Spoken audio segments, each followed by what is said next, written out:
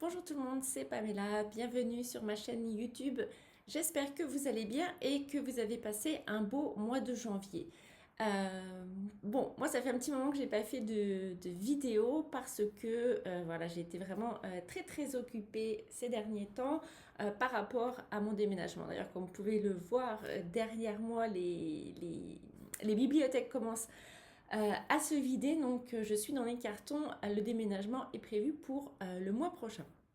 Alors, bonne nouvelle, on a réussi à trouver un appartement à Kyoto qui nous convient. Donc, on a vraiment hâte de déménager là.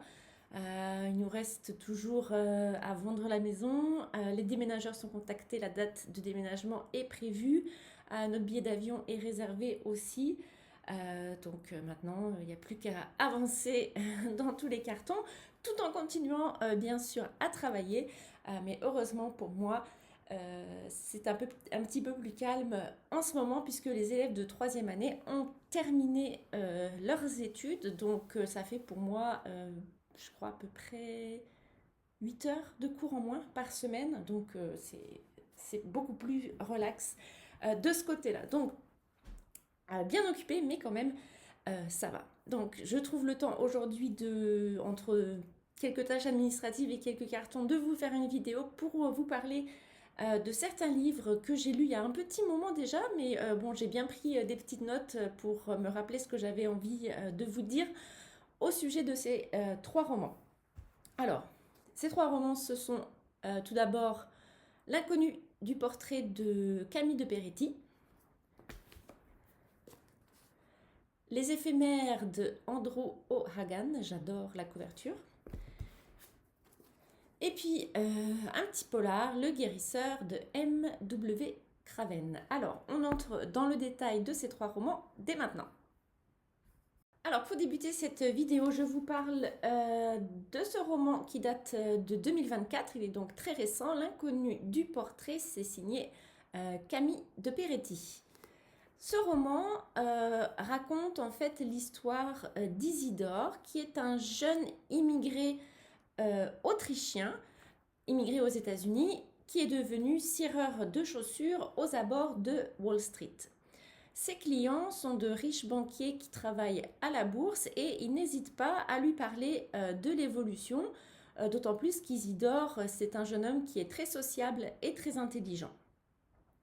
Et lui, Isidore, à force de parler à tous ces gens, il sent bien que le meilleur moyen de faire fortune, c'est d'investir en bourse. Seulement, voilà, il n'est pas très riche, il n'a pas beaucoup d'économies, donc il hésite un petit peu.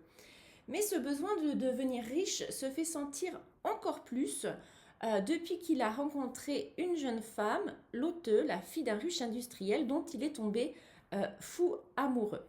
Et donc, il va vouloir, pour pouvoir épouser sa belle, il va vouloir devenir riche, faire fortune pour pouvoir oser demander sa main. Et puis, suite au conseil, un petit peu au tuyau d'un de ses clients, Isidore va décider de se lancer. Il va investir en bourse, sauf qu'il va parier à la baisse. C'est un pari assez risqué. Mais nous sommes en octobre 1929 et comme vous le savez sans doute, à cette époque, il y a eu un krach boursier phénoménal à Wall Street. Et donc Isidore a vraiment bien fait d'investir à la baisse puisque grâce à ce coup de maître, il a réussi à gagner beaucoup d'argent. Le voilà devenu riche. Il peut donc épouser sa belle. 60 ans plus tard, on retrouve Isidore qui est devenu milliardaire. Il est à la tête d'un empire industriel et il découvre qu'il a une fille illégitime.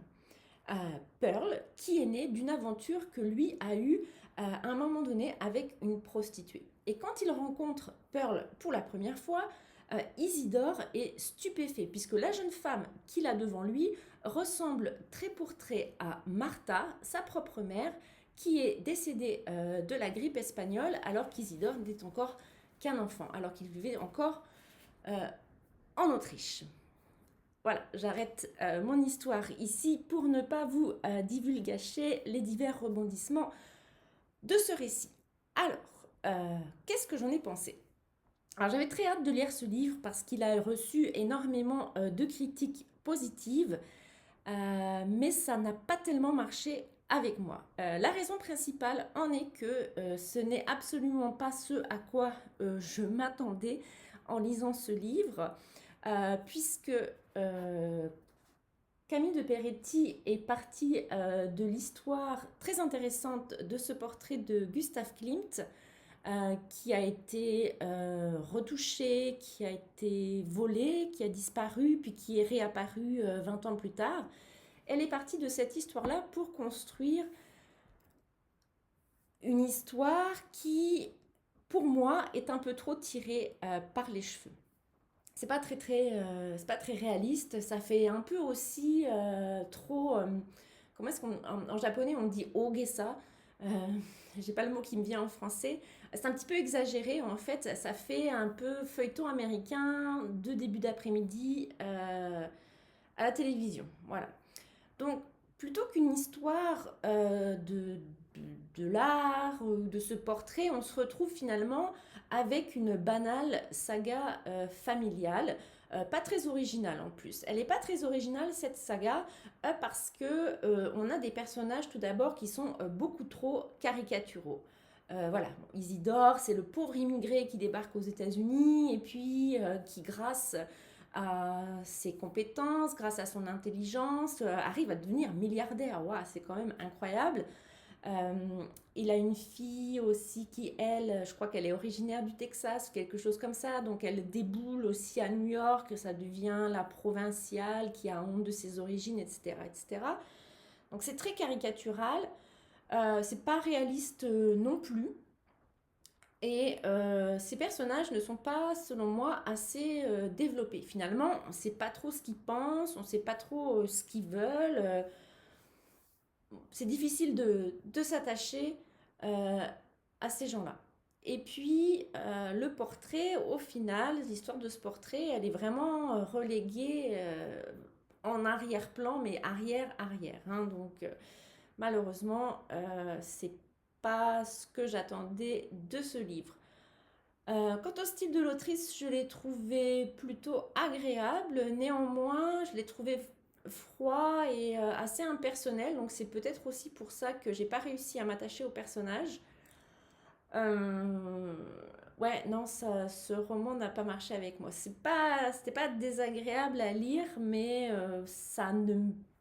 Étant donné toutes les critiques positives qu'il y avait, je m'attendais à quelque chose de mieux. Donc du coup, je me suis vraiment pressée pour le terminer et pour passer au livre suivant. Et ça, ben, en général, c'est pas bon signe. Voilà, donc ça a pas marché avec moi, malheureusement. Après en avoir terminé avec l'inconnu du portrait, je me suis lancée là encore avec beaucoup d'attentes dans ce roman Les éphémères de Andrew O'Hagan. Avec beaucoup d'attentes parce que en quatrième de couverture, il y a des mots qui m'attirent énormément. Écosse, 1986, Satire, festival de musique rock. Donc ça m'attirait énormément tout ça. Donc, on a un roman qui est construit en deux parties. La première partie se déroule à l'été 1986. Tully et James, deux jeunes Écossais issus de la classe ouvrière et farouchement anti-Margaret Thatcher, se cherchent. De quel avenir peuvent-ils rêver dans le Royaume-Uni de Margaret Thatcher, dans un Royaume-Uni qui est en pleine mutation et où le taux de chômage atteint 10% et touche particulièrement les jeunes. Ils sont un petit peu désabusés, je vous dirais, et on les comprend. Les deux amis, comme beaucoup de personnes qui ont vécu dans les années 80 ou 90, je dirais, ils aiment le cinéma, la musique, la provoque, l'absurde. Et puis, avec d'autres potes, ils ont comme projet d'aller faire un voyage à Manchester pour assister à un festival de rock qui s'appelle le Festival du 10e été. Alors, c'est un festival qui a vraiment eu lieu. Et ils veulent absolument voir tout un tas de groupes qu'ils aiment et en profiter. Et ce week-end, ça va être pour eux un week-end mémorable, mais ça va aussi marquer la fin de leurs années d'insouciance et leur entrée dans la vie d'adulte, disons, un peu plus sérieuse. Donc ça, c'est la première partie. La deuxième partie débute 30 ans plus tard, à l'automne 2017. James, c'est devenu un auteur, voilà, il est marié, il s'est posé, et puis il reçoit un appel de son ami Tully, qui lui annonce une nouvelle bouleversante et qui lui demande de l'aider. Et James, au nom de leur amitié et malgré l'opposition de la femme de Tully, va décider de faire ce que son ami lui a demandé pour l'aider. Là encore, j'arrête ici pour ne pas vous raconter le déroulement de l'histoire. Je vous donne mon avis par contre. Alors, on a une première partie qui concerne principalement un événement, donc ce fameux festival de musique, festival du 10e été à Manchester, qui occupe presque la moitié du roman. Donc pour moi, c'était un petit peu longué et aussi, c'était un petit peu aussi difficile de suivre ces jeunes hommes dans leur délire parce que je n'avais pas forcément les mêmes références. Néanmoins, cette première partie a permis de bien poser les différents personnages et surtout de bien mettre en valeur l'amitié qui unit James et Tully. On a aussi une super description du Royaume-Uni des années 80, que ce soit au niveau social, politique ou culturel. Donc ça, moi, c'est quelque chose qui m'intéresse énormément. Donc j'ai beaucoup aimé toute cette partie-là. Puis j'ai pris aussi vraiment beaucoup de plaisir à retrouver le Manchester des années 80 que j'avais découvert dans un super podcast de la BBC qui s'appelle Gangster.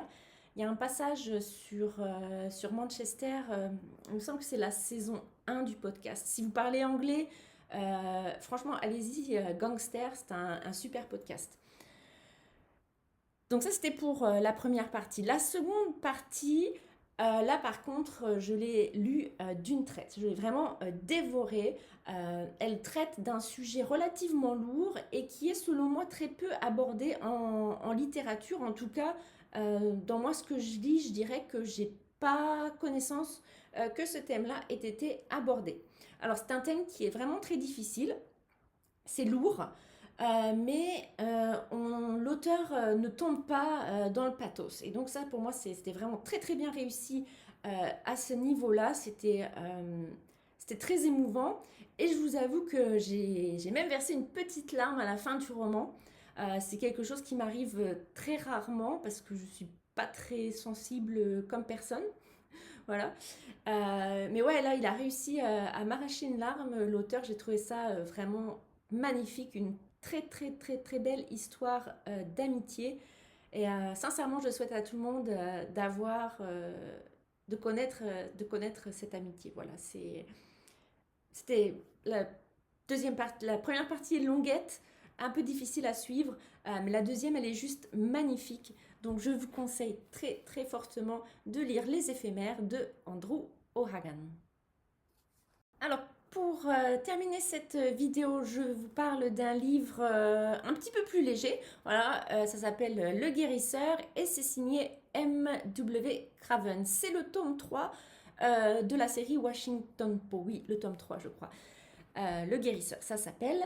Et donc c'est un polar, voilà, donc j'ai quelque chose qui se prend bien entre deux livres un petit peu plus sérieux, un petit peu plus profonds. Donc l'intrigue de ce roman policier. Tout commence avec des doigts humains qui sont découverts dans 3 lieux différents de la région du Cumbria.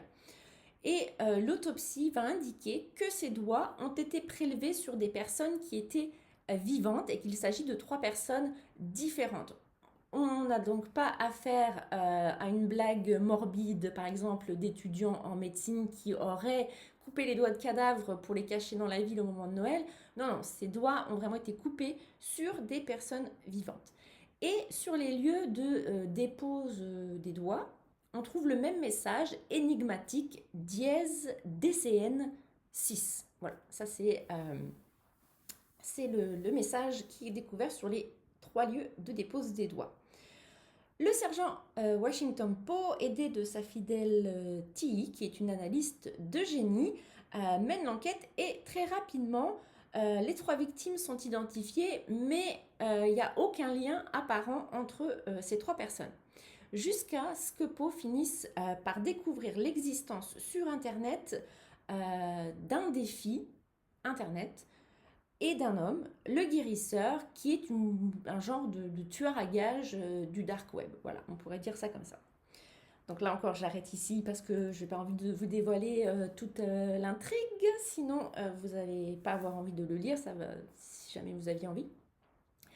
Alors, j'ai trouvé l'intrigue tirée par les cheveux. Voilà. Vraiment, là, c'était limite n'importe quoi. Mais bon, c'est une fiction, hein, c'est pas un épisode de Faites entrer l'accusé, donc bon voilà, s'il y a des petits trucs un peu gros, ça passe encore pour moi. Par contre, j'ai trouvé la fin complètement débile. Voilà, j'ai pas trouvé d'autres mots pour la qualifier, je l'ai trouvée débile, la fin. C'est quand même... c'est quand même dommage, voilà. Bah, c'est une série que j'aimais bien. Le premier opus était super intéressant. Le deuxième, un petit peu moins, puisque on avait Tilly qui s'était un petit peu assagie, qui était un petit peu moins originale que dans le premier tome.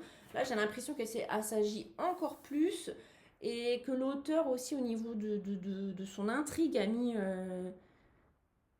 trop de choses, en fait. Voilà. Alors, euh, au niveau de la structure du récit, on a affaire à des chapitres qui sont courts. Il y a beaucoup de rebondissements, beaucoup d'actions. D'après moi, un petit peu trop de rebondissements d'ailleurs. Ça gâche un petit peu l'histoire. Ce qui fait que c'est un livre quand même qui se lit très rapidement. Je crois que j'ai mis 2 jours à le lire, donc c'est très rapide, comme je vous le disais en introduction. Entre 2 romans plus sérieux, ça passe bien. Le style de l'auteur est agréable, il n'y a pas de problème de ce côté-là, surtout quand on compare à certains autres polars qui sont vraiment merdiques. J'en ai lu 2 d'ailleurs récemment, là. Je ne vous en parlerai pas parce que je serais trop méchante. Donc lui, son style, ça va, il est relativement agréable à suivre. Et puis ce que j'aime surtout, c'est les descriptions qu'il fait des paysages du Cumbria. C'est une région qui est située au sud de l'Écosse. Et à chaque fois que je lis ces descriptions, je me retrouve toujours à sortir mon smartphone pour aller voir un petit peu les images de cette région. Je me dis, ah ouais, quand même, j'aimerais bien y aller, c'est vachement beau, quoi. Et ouais, rien que pour ça, ça vaut quand même le coup de lire, en tout cas pour moi, ce roman. Alors, je lirai, je pense, le tome 4 des aventures de Washington Poe. J'imagine qu'il va y en avoir un, ou peut-être il est déjà sorti, je ne sais pas trop. Donc, je le lirai avec plaisir, mais vraiment sans attente particulière. Encore une fois, pour me vider la tête, entre 2 lectures plus sérieuses. Voilà, donc un tome 3 un petit peu trop fouillis pour moi, en conclusion. Et voilà, on arrive à la fin de cette vidéo et avant de vous dire au revoir, j'aimerais vous présenter mes lectures du moment, dernière lecture. En ce moment, je lis ce roman danois, Quelle n'est pas ma joie. Alors il est tout petit, hein, je fais 150 pages je crois. Euh, Moyen, pour moi ça le fait moyen. D'ailleurs, je ne sais pas si c'est parce que j'ai la tête ailleurs en ce moment avec mon déménagement et tout, mais j'ai vraiment du mal à me mettre dans les livres que je lis. Et en ce moment, j'ai vraiment beaucoup de déceptions au niveau de mes lectures. Ce que j'ai lu dernièrement et dont je vous parlerai prochainement, c'est Expiation de Yann McEwan. Ça, j'ai beaucoup aimé. Mamie Luger de Benoît Philippon. Alors ça, j'ai pas aimé. Chef-d'œuvre de Juan Talon. Alors ça, au début, j'ai pas aimé, puis à la fin, j'ai changé d'avis, j'ai bien aimé. Et les cloches jumelles de Lars Meeting, je crois que c'est en Norvège que ça se passe, ouais. Euh, c'est pas mauvais, mais j'ai pas trop accroché non plus. Donc beaucoup de déceptions, des livres dont j'attendais beaucoup, qui m'ont déçu récemment. Du coup, j'ose pas trop commencer un autre roman, j'ai peur d'être déçue encore, donc peut-être que quand j'aurai terminé Quelle n'est pas ma joie, je vais relire peut-être quelque chose que j'aime, histoire de me remotiver un petit peu pour la lecture. Et vous, qu'est-ce que vous lisez en ce moment? Est-ce que vous avez eu des coups de cœur récemment, des déceptions? Est-ce qu'il y a des livres dont vous avez envie de parler? N'hésitez pas à me laisser un petit commentaire. J'essaie de vous répondre rapidement. Je sais que je suis pas fortiche sur les réponses, mais je vous promets, j'essaye de faire de mon mieux. En attendant, je vous dis à bientôt. Matane!